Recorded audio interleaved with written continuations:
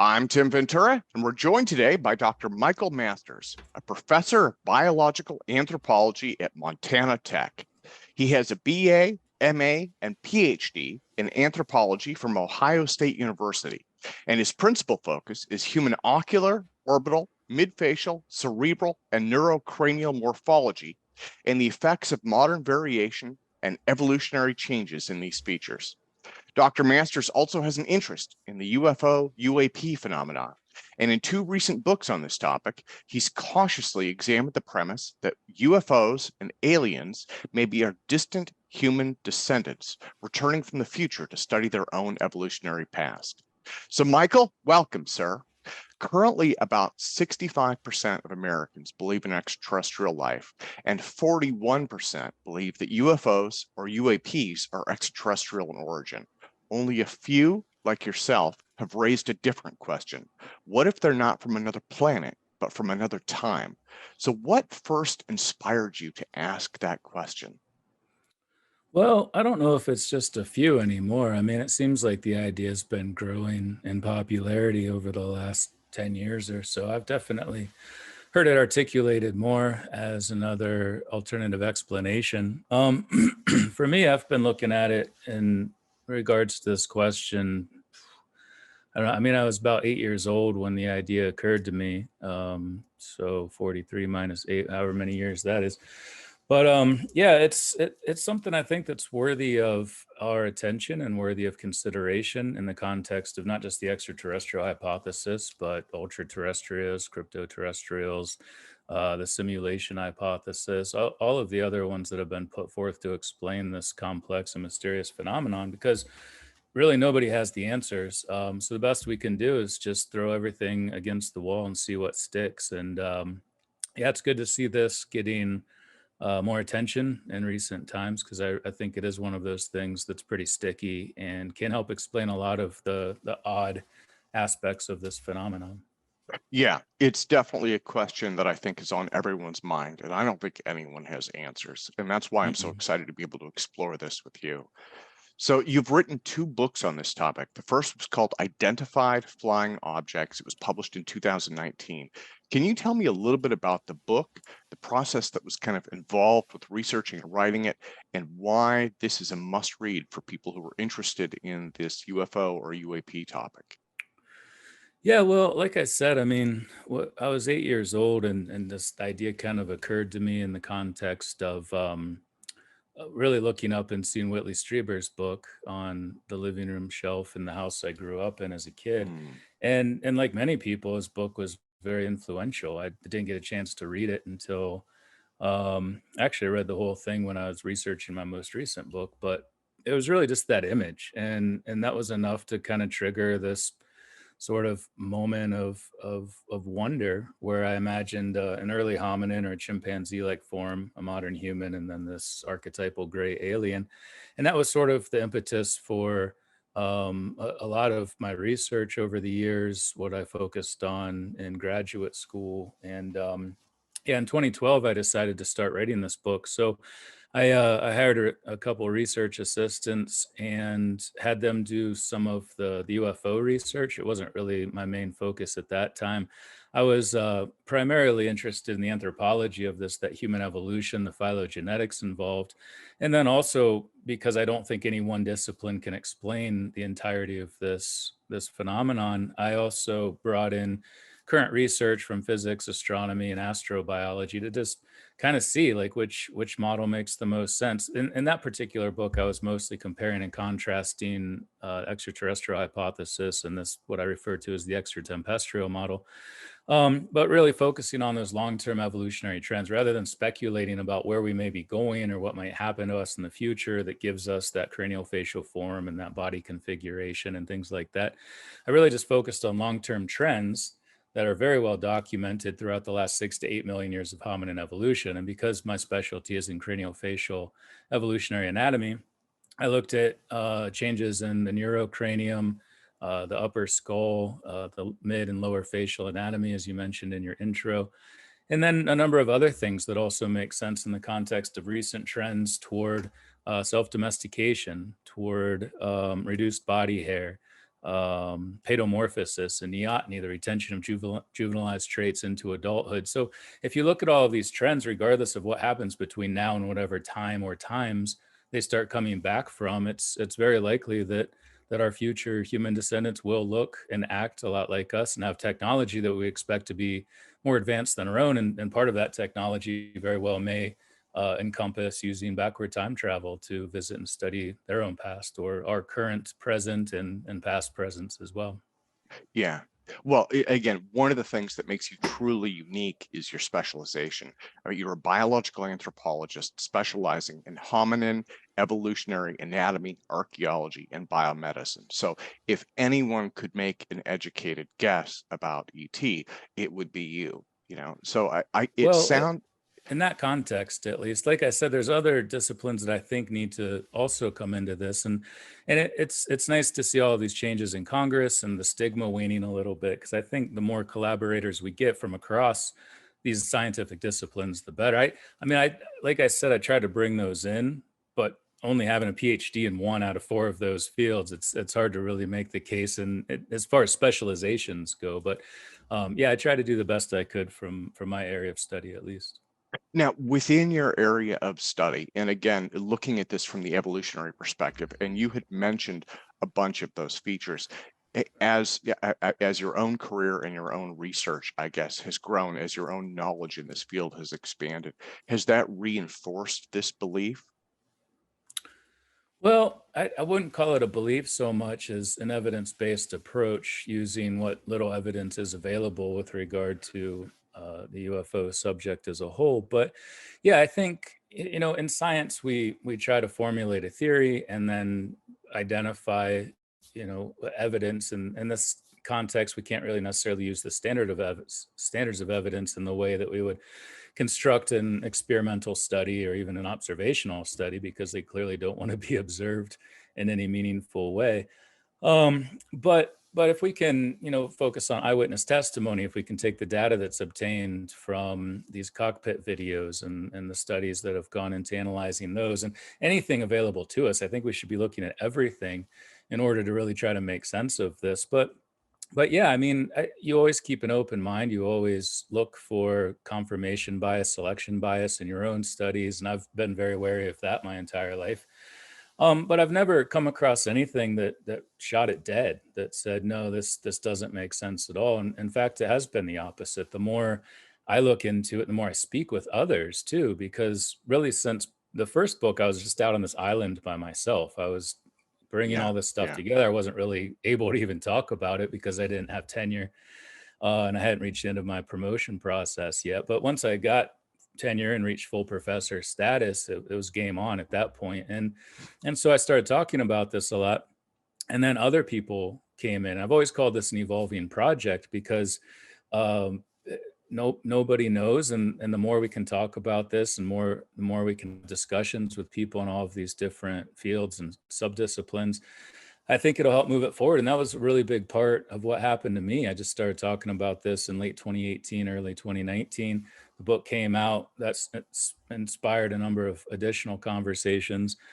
And then since then, I learned so much more. I realized there's a number of things I overlooked in the first book that seemed obvious, that I tried to work into the second book, and really just evolve my own understanding. But so yeah, I think my ability to comprehend this and to bring in additional ways of thinking about it and describing it has definitely evolved, but it hasn't gone backwards. If anything, it's just gone forward, and it makes more sense with everything I learned from things I read and other people I talk to. So I assume that'll continue, but I'm always looking for that one thing that's the dagger in the heart for this whole idea, because we all should be with anything that we're examining. Oh yeah, absolutely, absolutely. Well, so I do want to throw a bone to the skeptics really quick. The book is billed as a cautious examination, so I want to dig into that for a second. To the best of my knowledge, nobody has yet proven that UFOs or UAPs are vehicles, right? And we don't actually know if they contain pilots or occupants. So our best evidence seems to be for UFOs themselves, and stories like you'd mentioned, Whitley Strieber's Communion, stories about the extraterrestrial beings themselves are anecdotal, right? So what are some of the assumptions that you built your case around? Yeah, well, I think, we could say that anything related to UFOs is somewhat anecdotal because we don't have hard data. People are collecting that. You have UAPX, and you have a lot of people at the Scientific Coalition of UAP Studies who are really breaking down what we can know. The distance that these things travel, the G forces, the accelerations and decelerations. So, that's kind of what we think about as standards of evidence, that quantitative aspect to it. But as an anthropologist, we obviously focus on that too. It's harder to do experiments with people simply because of the rules, obvious rules that should be there, that prohibit us from experimenting on people. So we've done a lot of observational studies. We do a lot of ethnographic studies, EDIC and EMIC, participant observation. But we take into account people's experiences. There's a subjective component to this too. And I feel like what I've been doing in my research is taking what's referred to as an abductive approach, which is wasn't intentional. That's just what it's called, and it just so happens that these alleged beings abduct people. But the basis of that is that you don't go into it with an inductive or deductive approach, but rather you're just starting by looking at everything and trying to figure out what makes the most sense. And I think that's the best we can do right now. So if you understand that methodological approach, and you understand that those anecdotal experiences, once you have enough of those on record, and that's really what I try to do in this most recent book, is show that across all of these variable cases of close contact, people are describing very, very similar things. So once you get enough of those, you start to move past the realm of anecdote and speculation to something that's actually quantifiable. You can do content analysis on that. You can look for patterns in that data. So yeah, I'll be the first to acknowledge, and I've said many, many times, that the abduction aspect of this, the close encounters with beings, is a more tenuous aspect of the argument, but they are happening, and we need to be talking about that too. We can't just stop with the FLIR videos and the Go Fast and Gimbal. We have to really look at the fact that these craft have been in our skies for thousands and thousands of years, and people have had experiences that they describe and articulate in different ways based on the culture of that time and their own limited understanding of technology. But as we inch closer to having this same technology or something very similar, even in the modern day, we're not quite there, but we could see how there's this small gap between where we are now and what these things seem to be doing in the context of our engineering ability, our knowledge of material sciences, and our knowledge of physics as well. So if we can look at that long history, if we can look at these cases where people report what they see, which is basically all we have, I think there is a case to be made. And I don't know if there's necessarily assumptions other than that people's experiences are real, that these craft, yeah, there's definitely a cognitive consciousness aspect to it, but there's undoubtedly a physical component too. And I think we should be taking all of that into consideration. And I think if we leave anything out, it's only going to hurt us in the long run. And these are sound-minded people. We're not just talking about tinfoil hat wearing people. We're talking about upstanding members of society, people that are well respected in their friend and peer and family groups, that have respectable jobs, and they're brave people to come out and talk about this. And the more people that do start to describe their experiences, the more we have to work with as researchers. Yeah, well, that is and you'd mentioned, this is not a new phenomenon, and I think that that's something that we're learning and we're also coming to accept as a society. Now, so in terms of ET's physical appearance, my impression has been that the most credible descriptions of this, and this would match again Whitley Strieber's Communion, are descriptions from something like the Roswell story, or what Philip Corso described as little gray beings that resembled people, but with small bodies, big heads, no body hair, large oval-shaped eyes, and of course the gray skin. So this would be the stereotypical grays. And just the other day, somebody had sent a photo over that had it was a primitive, I can't remember if it was Egyptian or South American, but it was a basically primitive art depicting exactly this kind of a being. Mhm. And they said, well, what do you think of this? And I said, well, it certainly looks like that. So is that kind of the morphology or the body plan that you're focused on in your book? Well, it is for a couple of reasons. One that is the second most commonly described physical form. In researching the first book, I really just focused on the grays. That was my only real frame of reference, the only context I had, because I hadn't really gone deep into what people see or studies of what people see or what people experience. So at that point, I was mostly talking about in the context of very long term evolution, where we're talking about these same trends. I mentioned some of them previously, but to step that back a little bit and talk about one in particular, neoteny, also known as paedomorphosis, in the context of retaining those traits characteristic of children into adulthood. So you start to look more like the children of your ancestors. And you would expect that your descendants look more like children of today, simply because of that trend, which does characterize the vast majority of human evolution. So that really helps explain the disproportionately large head relative to body size, which is a characteristic of kids, toddlers especially. They're just these kind of bobble-headed things that walk around these big, heavy heads and fall over and crack them on everything.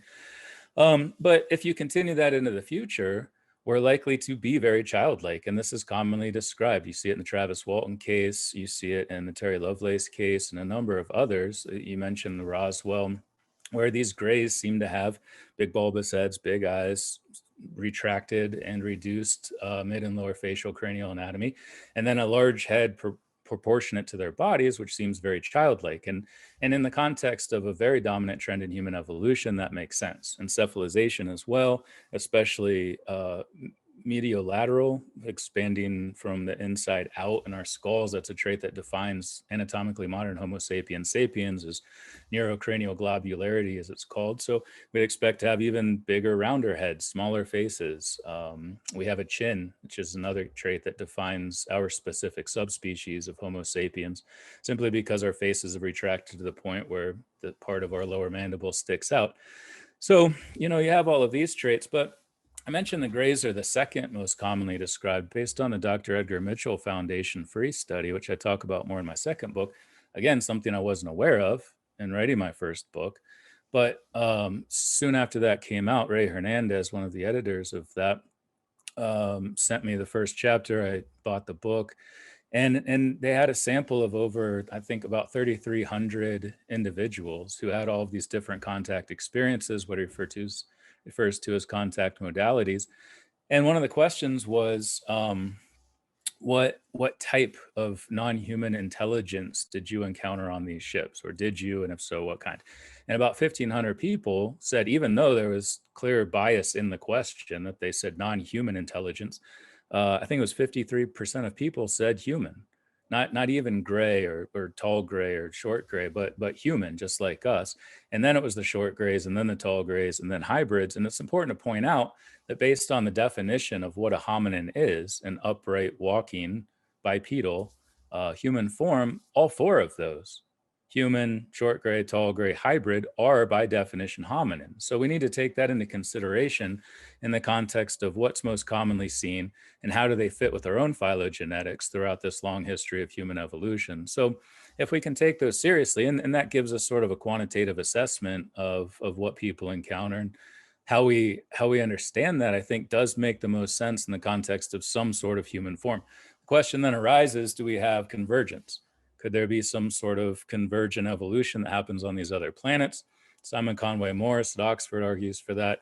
I argue very strongly against it. I think it's completely improbable, given all of the unique aspects of not just primate evolution and hominin evolution, but mammalian evolution. We needed those dinosaurs to die off 66 million years ago in order for mammals to even come out and have this adaptive radiation, and for our ancestors to go up into the trees. So there's all of these things, even beyond that, a number of things that seem to indicate that it's unlikely we would have upright walking hominins on a different planet that happens to be close enough that they could find us, that happens to be close enough they could travel here, and which happens to be close enough to us in time, but they're just slightly more advanced than we are.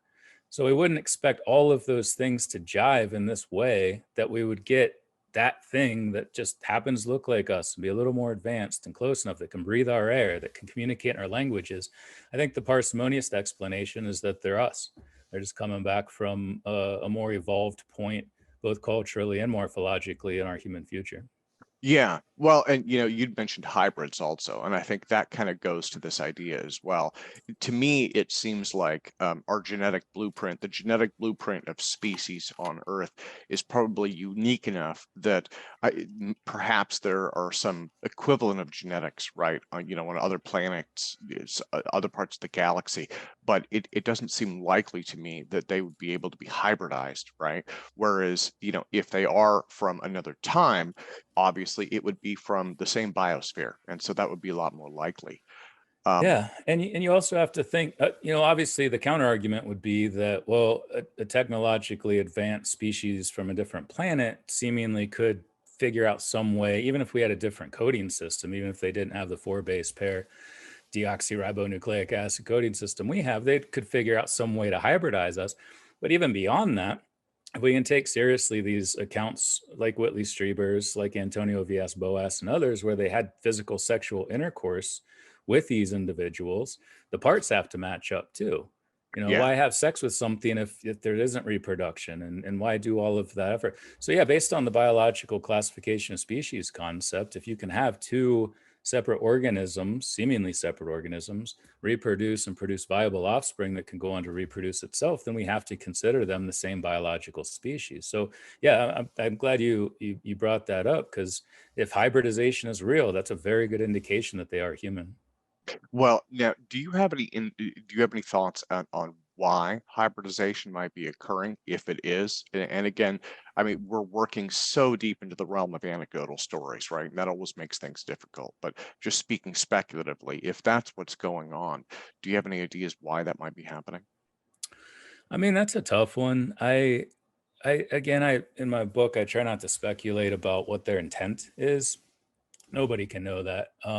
Yeah. Maybe a couple people do who are hybrids, or I don't know, maybe somebody who um, talked to some beings that allegedly crashed in Roswell or whatever. But the vast majority of us have no idea. So what I do mostly, again, is just divert to the past, look at past trends, and try to understand what that may mean about the human future. And some of the ones I focused on are the fact that we no longer comprise different human populations, and what that means in genetic terms is an isolated, self-reproducing group that's closed off. We used to have a lot of those spread throughout the world. There could be gene flow among them if there's migration, but natural selection, gene drift, mutation work within those populations, and they're self-contained. But as we started to spread out, now you can fly across the world and make a baby with somebody in like 35 hours or less. And we do that. We've become one huge population, one huge isolated breeding group on this island of Earth. So if we just focus on how that impacts other species, once we have limited genetic diversity in one gene pool, then that could be an issue. Genetic homogenization, increase in homozygotic recessive traits that are a big part of the problems that we encounter in inbreeding populations. So we could get to that point where we need new gene variants. And because we're just one island of Earth, one human population, the only place to find those wild type genes may be the human past. And that may be an important reason they're doing this. And it may also help explain the ubiquity of gamete extraction, sperm, eggs, and even developing fetuses in a number of case studies. So that's one aspect of it. I think there's also another trend is a reduction in sperm count, 60% reduction over the last 40 years in the Western world among men. So that's a huge change in a very short period of time. If that continues, we're going to have problems with reproduction. We're also encouraging people that can't reproduce to reproduce, people that require fertility interventions, in vitro fertilization, and all of these other therapies we have. So that could interject genes that would normally not be in the future. There's a number of other reasons too. Looking at demographic trends, looking at population trends, genetic trends, we may decide that we want to make designer babies or cure some disease, and we start modifying our own genome, and that could get into our gametes. It could become a heritable trait, could have widespread implications. So I think there's a lot of things to consider from the past and what's going on now, and how that could affect our future and require us to come back and do this. So I don't think they're necessarily doing anything to us or trying to make us them. It doesn't, I mean, I have no way of knowing, obviously, but it almost seems, if we can take these accounts seriously of what people describe in all these different cases, it almost seems like they're doing something for them more than they're doing something to us. But time will tell, I guess. Yeah, well, no, you raised some very good points, especially in terms of like declining sperm count and things like that. I would say as the human race continues to evolve, predominantly, we look at our evolutionary traits as positive and beneficial, right? And presumably some species in the future would, for the most part, as well. But there are also losses, as you mentioned. If we're on one island Earth, there's going to be over a long period of time much more homogeneity in the gene pool, and so there might be a desire to just diversity, just increase diversity, as well as potentially reverse some of these traits that you'd mentioned. So, well, Yeah, it'll be interesting. I do hope we find out, and it kind of seems like we're moving toward a place where we could. If you would have asked me 10, 15 years ago, I would have said, yeah, who knows? That'll be hundreds of years in the future when we actually know. But I'm reinvigorated. I feel like there's a good chance that some of these questions that we're asking may be answered within our lifetime, maybe even sooner. yeah. Well, so is there evidence to suggest time travel other than the morphology of aliens themselves? And again, I ask that because skeptics have suggested that abductee reports can be attributed to things like sleep paralysis. So I'm wondering how strong the case might be if we focus solely on UFOs or UAPs themselves, which are currently being investigated by the government. And to me, it seems like there's a stronger case for that, at least at the moment. Right. Yeah. Like I said, the beans aspect of it is one step removed from what has been validated and has shown to exist in our skies and water. And so, yeah, if we go to the craft themselves, I think there are a number of traits of these craft that indicate that they have the ability to manipulate space time. Um, and this is one of those areas where I overlooked something, and I had someone reach out to me and say, "Well, what about this? This would make a lot of sense in this context." And someone who claimed to have been in the intelligence community their whole life and would know this based on their background. And I said, "Oh yeah, that's interesting," and wrote something back that apparently indicated I didn't fully grasp what they were saying. And they were like, "No, this focus on this part more." And I was like, "Oh yeah, this light bulb went off." And yeah, that had to do with the G forces, which is a big stumbling block for a lot of skeptics and debunkers, which I think is a ridiculous aspect of this whole investigation. Where we have, I mean, I think it was calculated by the SCU that the Tic Tac was pulling something like 12,500 G. Yeah. And I think the human body can only survive 6 or 7. I don't know the exact number, but so obviously, if there are these beings inside who are human and human-like, how are they withstanding even 100 G, let alone 12,000?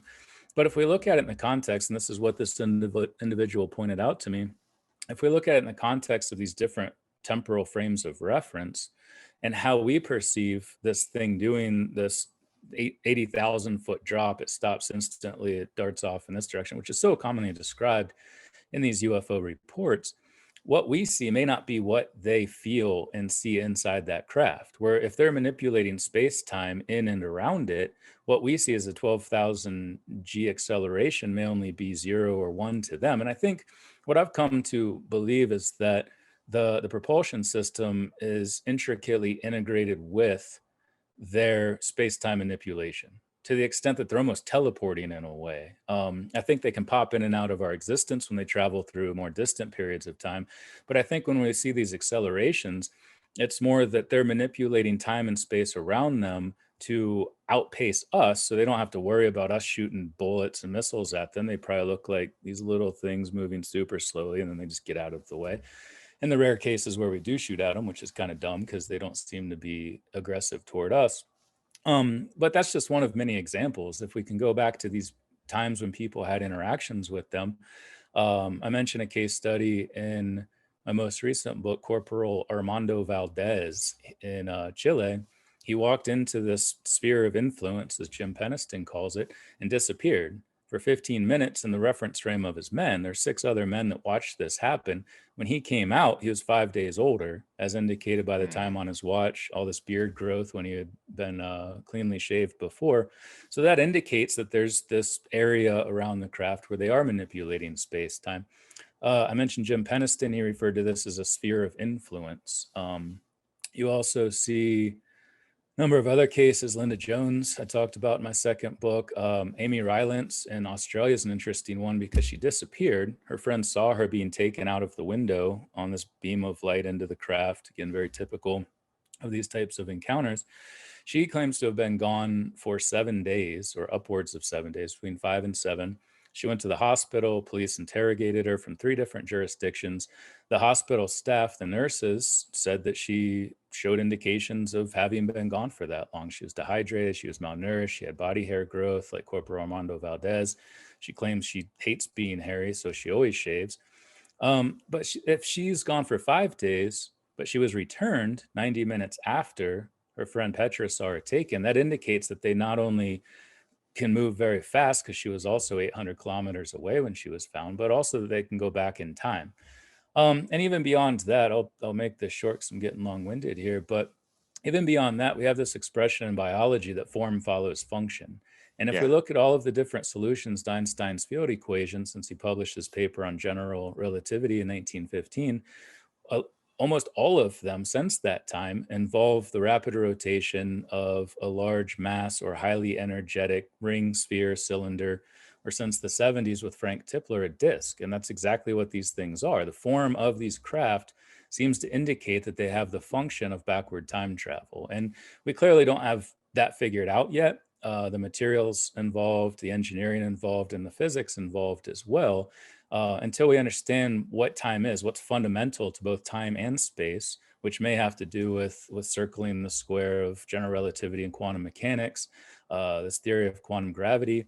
I think we're kind of left in the dark, but once we figure that out, I think it'll click and we'll start doing this. And one more thing I'll add real quick is that's one of these other things I learned between publishing my first and second book, is with the first one is focused on the grays, and the second one, the pattern that kept emerging over and over, is that many of these cases, much like what the Dr. Edgar Mitchell study found, is that they are human, which indicates that we'll be doing this sooner than I previously thought. It's not going to be tens of thousands of years. It could be 100 years, 200 years, maybe 20 years from now.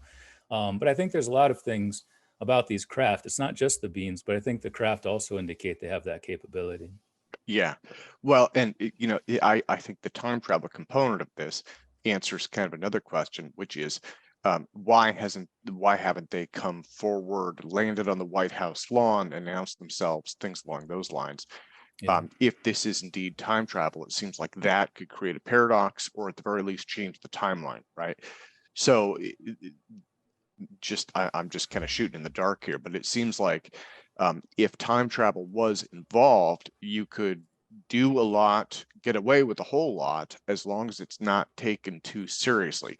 If it's taken too seriously, then things change until it reaches a point in their history where it needs to be taken seriously. And again, I that's a little convoluted, but it seems like it aligns with what you're saying.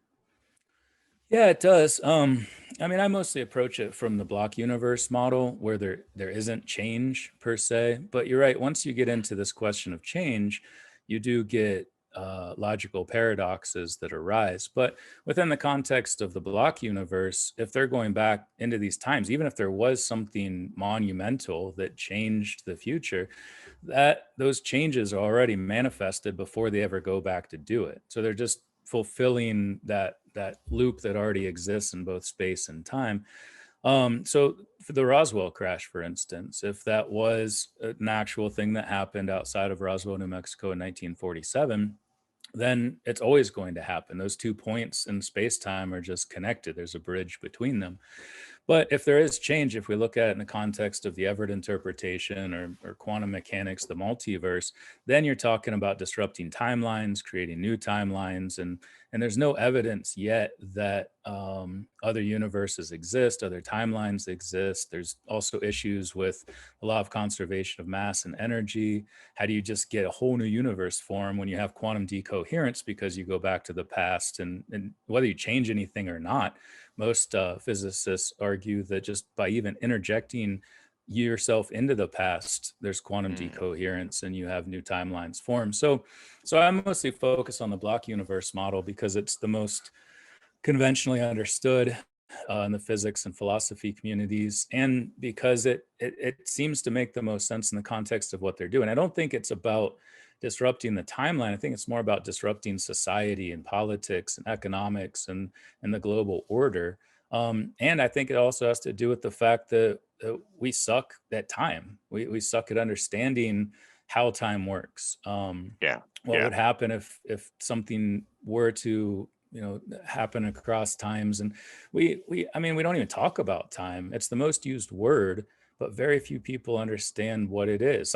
Physicists don't even understand what it is yet. But the block universe model does seem to make sense, this landscape of time. If you can separate, take out the z dimension and just think about time as a flat sheet of paper, they almost seem to be moving across it in the same way we move across space, just sort of jumping into different parts of that sheet Mm, of block okay. time and that landscape essentially. So yeah, I don't think we necessarily have to worry about that. And maybe that's a part of what's happening now. Maybe we've reached a point in our own understanding of this phenomenon and our own understanding of technology and time and space that they can begin to tell us. I think it's always been up to them.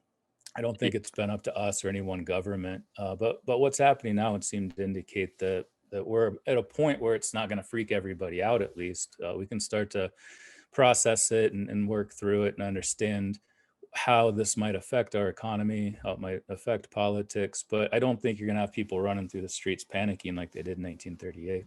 Yeah, yeah, no, that absolutely makes sense. I think that as we've progressed, we're much better able to understand this, I guess, conceptually and emotionally, psychologically as a society, and Yeah, maybe that was the entire point. Again, looking back over the last 70 years, you've had these little bits and pieces of introduction, right? And maybe the idea was to introduce things gradually to let society absorb it, over yeah, a period of time. So, absolutely. I did want to ask, and we're almost out of time, but I did want to ask, there seems to be a correlation between UFO, UAP, and nuclear materials, right? Like in the Nimitz encounter, you had a nuclear powered aircraft carrier group. You've had a lot of reports. Robert Hastings has done a ton of work on this. Um, I'm wondering, in your own research, have you seen any correlations between important historical events? I had heard about, like, Jacques Vallée had talked about Trinity, the Trinity site, the Trinity bomb tests. I read about Fukushima. Supposedly, there were many UFOs around Fukushima. Mm. There seems to be these clusters around important events, especially nuclear materials related. Have you seen anything like that? Yeah, absolutely. And really, I not personally, obviously, I don't go hang out at nuclear silos with binoculars and look to the skies, but reading the same things that you've mentioned. And I actually had the opportunity to give a talk. One of the first talks I gave was at the public library in Lewiston, Montana, which is the closest town to the Malmstrom Air Force Base. And a lot of people came to that talk because the UFO subject is near and dear to their hearts. They had one of the most famous cases take place right in their backyard there, where you had a UFO show up, it shuts down the missiles, takes them offline for a while. And yeah, that seems to be a pretty commonly reported thing at different sites, testing sites, nuclear sites, even in war. The reports about more UFOs being spotted in Ukraine, there could be cofactors there where people are more aware, they're looking up the sky more. Any other thing that might help account for that too, we should take into account. The Foo Fighters during World War II, I think they seem to be interested in or wary of our violent proclivities, and also the ability that we have had since World War II to destroy vast swaths of the population and also taint the earth. I don't know if it's so much about us. They don't seem to have intervened in other wars or genocides or anything like that. But when we're talking about nukes, I think this is also sort of anecdotal evidence for them being time travelers, because clearly they come after us, not before, because their technology is more advanced. They seem to have these physical traits Yeah. that Yeah. indicate they're from the future. So if they're inheriting this earth, they don't want us to spew radiation across it because of some petty squabble we have with these narcissistic assholes that run countries wherever they might be. So it seems like they would be inclined to want to shut that down before it happens. Maybe they're trying to figure out how to do that in case they have to, in case they need to intervene before we do something stupid and destroy the earth that they're about to inherit. So I think the nuclear correlation makes sense in the context of this extraterrestrial model. And I'm hopeful as well, because I don't think we can be trusted with things that could have that sort of impact on the environment and ecology of this planet. And I'm sure they probably feel the same way if they are poised to inherit it from us. Absolutely. Absolutely. Well, Michael, on that note, let me thank you again so much for your time today. And let me close by asking what comes next in your own research? And do you have any guesses about what we might see happen next in this larger, rapidly evolving UAP UFO story? That's a tough one. I mean, as much as I write about the future, I unfortunately don't have a crystal ball or a looking glass or anything, but I certainly wish I did.